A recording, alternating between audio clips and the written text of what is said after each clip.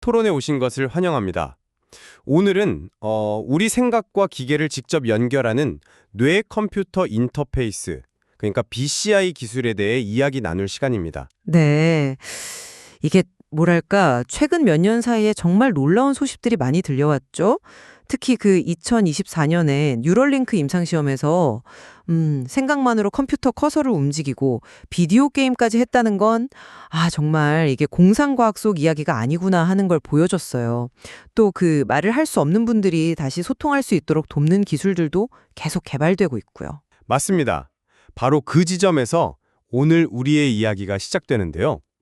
이 BCI 기술의 가장 중요한 의미, 그 핵심 가치가 과연 사고나 질병으로 신체적 어려움을 겪는 분들에게 회복과 소통의 길을 열어주는 데 있는 걸까요? 저는 조금 다르게 봅니다.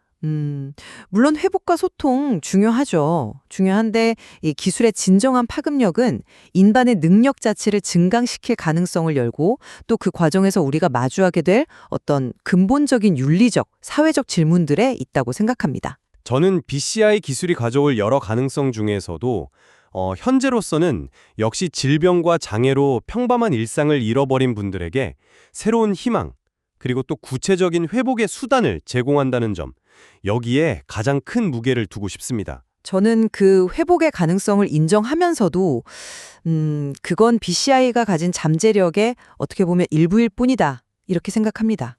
오히려 이 기술은 인간 능력 향상이라는 더 큰 문을 열고 있고 그로 인해 파생될 정체성, 프라이버시, 그리고 또 사회적 불평등 같은 이런 깊은 고민거리를 우리에게 던져주고 있다. 네, 이런 관점에서 이야기 나눠보겠습니다. 좋습니다.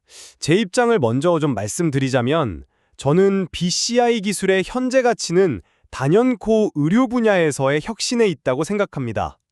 그 뉴럴링크 첫 임상 참가자가 생각만으로 체스를 두는 모습, 이거 상상만 해도 좀 뭉클하지 않습니까? 사지마비 환자가 컴퓨터를 쓰고 로봇팔을 움직여서 물건을 짚는 등 과거에는 정말 불가능했던 그런 일상생활의 회복을 지금 가능하게 하고 있거든요.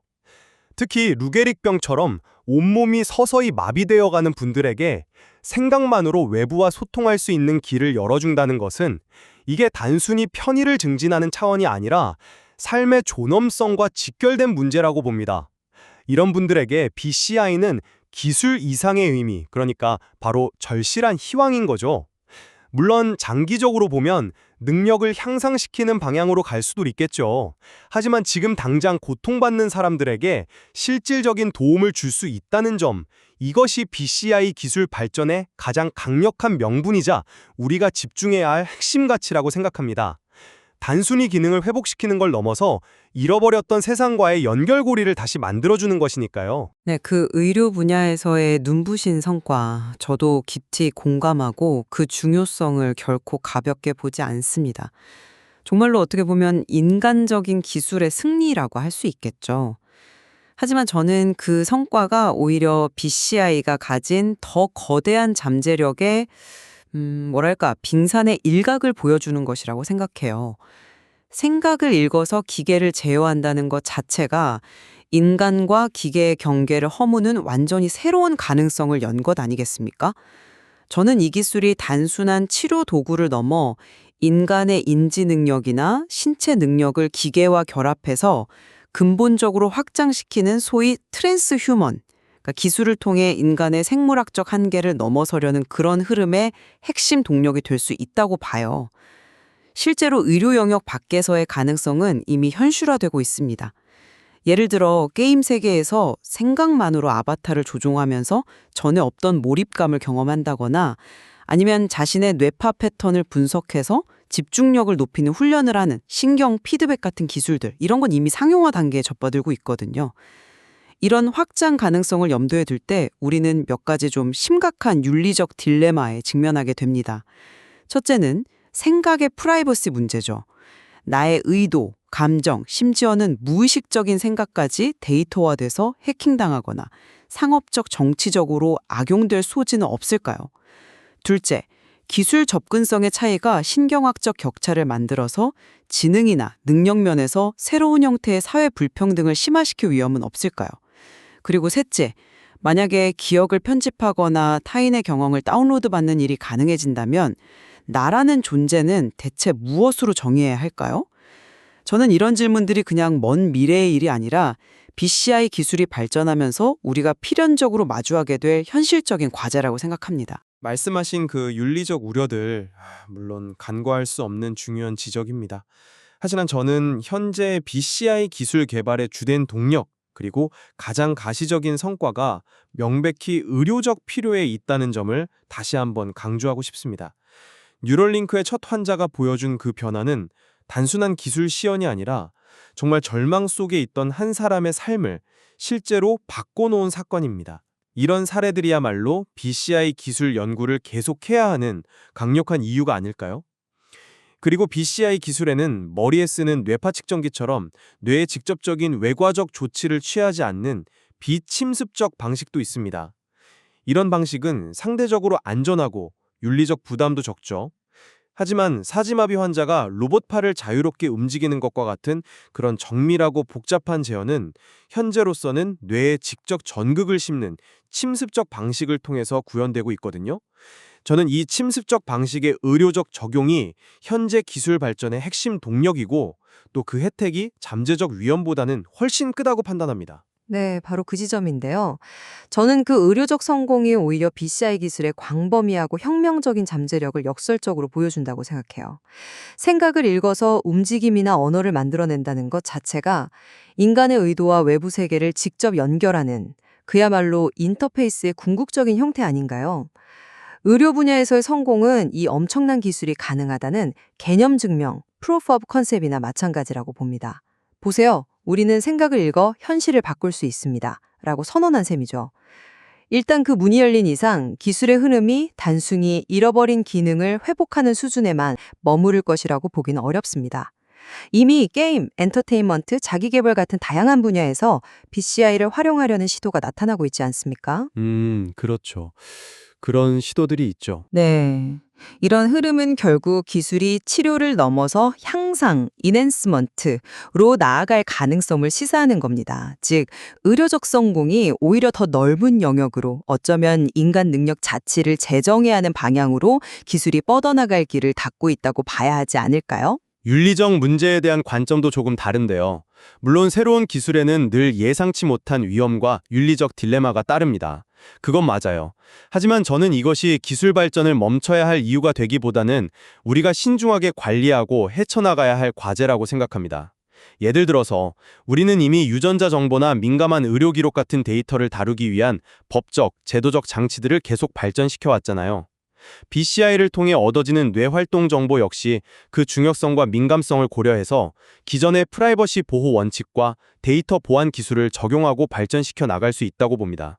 특히 아까 말씀드린 비침습적 방식의 경우 위험성이 현저히 낮기 때문에 상대적으로 자유로운 연구와 응용이 가능할 거고요. 침습적 방식의 경우 그 위험성 때문에라도 의료적 필요성이 극도로 높은 환자에게 매우 엄격한 기준 하에서 제한적으로 적용될 가능성이 높습니다. 그렇다면 윤리적 문제 역시 그 특정 맥락 안에서 충분히 논의하고 관리 가능한 범위에 있지 않을까요? 잠재적 위험 때문에 명백한 치료적 혜택을 외면할 수는 없다고 생각합니다. 물론 기존의 틀 안에서 관리하려는 노력은 필요하겠죠.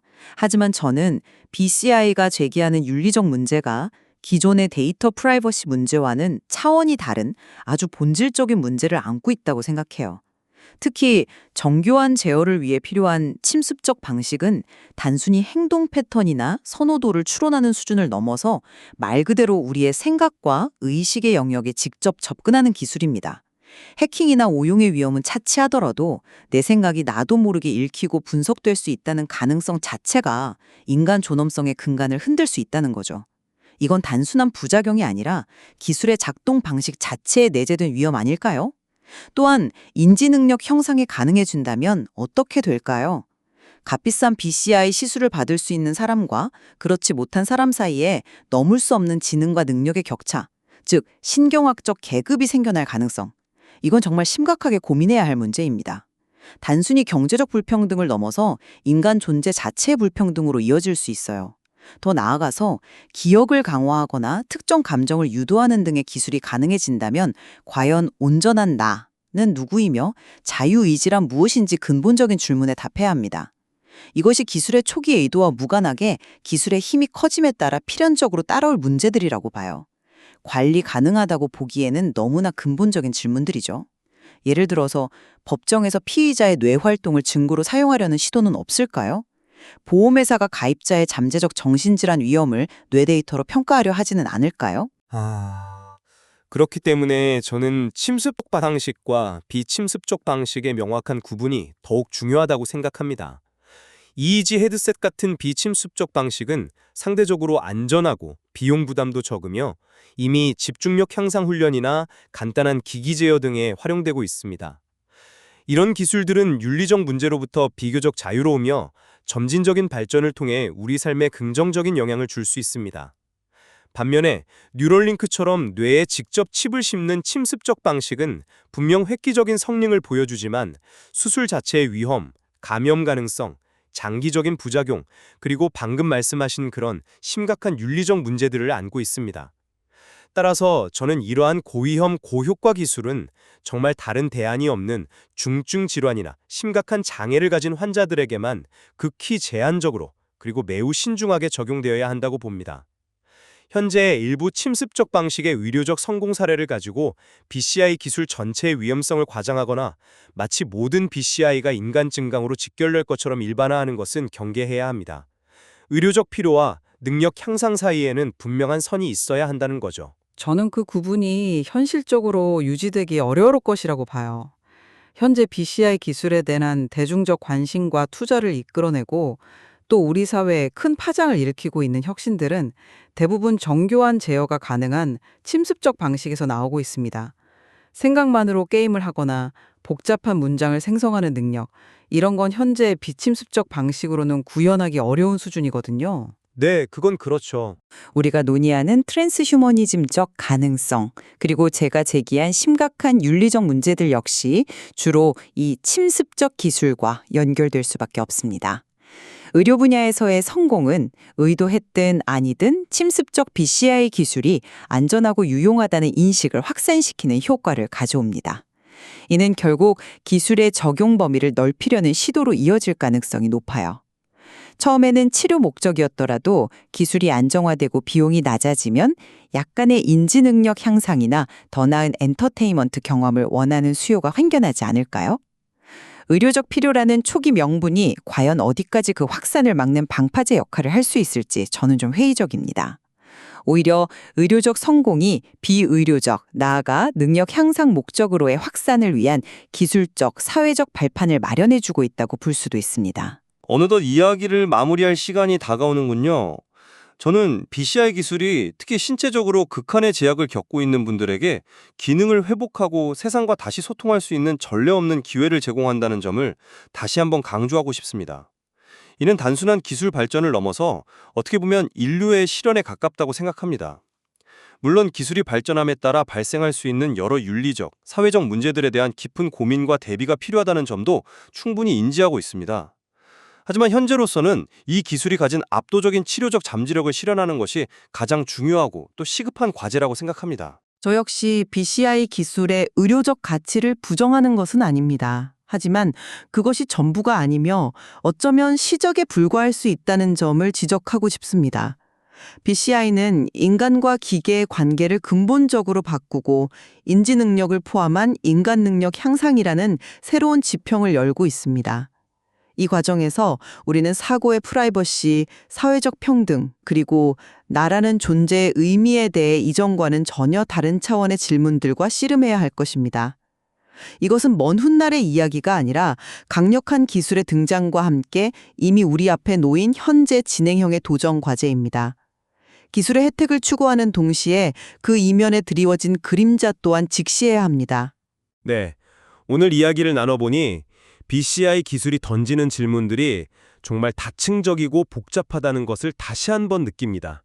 희망적인 미래를 기대하게 하면서도 동시에 깊은 성찰을 요구하는 기술임이 분명하네요. 어느 한쪽의 관점만으로는 이 기술의 전체 그림을 파악하기 어렵겠습니다. 그렇습니다. 기술은 이미 빠르게 발전하고 있거든요. 중요한 것은 그 속도에 맞춰서 어쩌면 속도보다 한 발 앞서서 우리 사회가 함께 머리를 맞대고 고민하며 건강한 방향 설정과 윤리적 기준을 만들어 나가는 일이겠죠. 지금부터라도 진지한 사회적 논의를 시작하는 것이 무엇보다 중요하다고 생각합니다. 오늘 우리의 대화가 이 복잡하고 중요한 기술에 대해 각자 더 깊이 생각해 볼 수 있는 계기가 되었으면 합니다.